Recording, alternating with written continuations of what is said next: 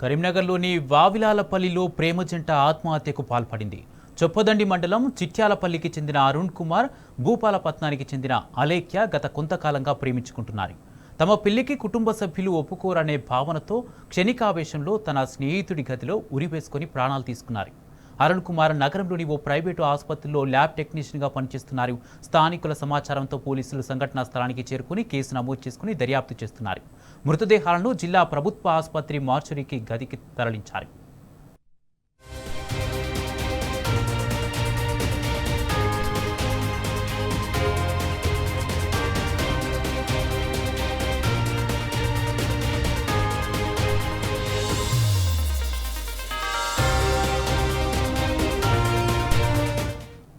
కరీంనగర్లోని వావిలాలపల్లిలో ప్రేమ జంట ఆత్మహత్యకు పాల్పడింది. చొప్పదండి మండలం చిట్యాలపల్లికి చెందిన అరుణ్ కుమార్, భూపాలపట్నానికి చెందిన అలేఖ్య గత కొంతకాలంగా ప్రేమించుకుంటున్నారు. తమ పెళ్లికి కుటుంబ సభ్యులు ఒప్పుకోరనే భావనతో క్షణికావేశంలో తన స్నేహితుని గదిలో ఉరివేసుకొని ప్రాణాలు తీసుకున్నారు. ఇదే అంశానికి సంబంధించి పూర్తి అప్డేట్స్ మా ప్రతినిధి వేణు అందిస్తారు.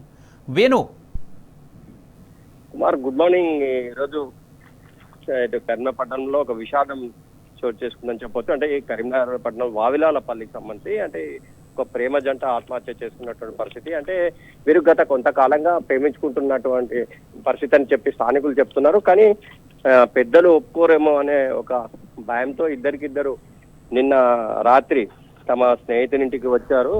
వచ్చిన తర్వాత ఇటు చొప్పదండి సంబంధించినటువంటి అంటే చిట్టాలపల్లిలో అరుణ్ కుమార్ ఉంటాడు. ఇటు కరీంనగర్ టౌన్ లో ఒక ప్రైవేట్ హాస్పిటల్లో టెక్నీషియన్ గా అరుణ్ పనిచేస్తున్నటువంటి పరిస్థితి.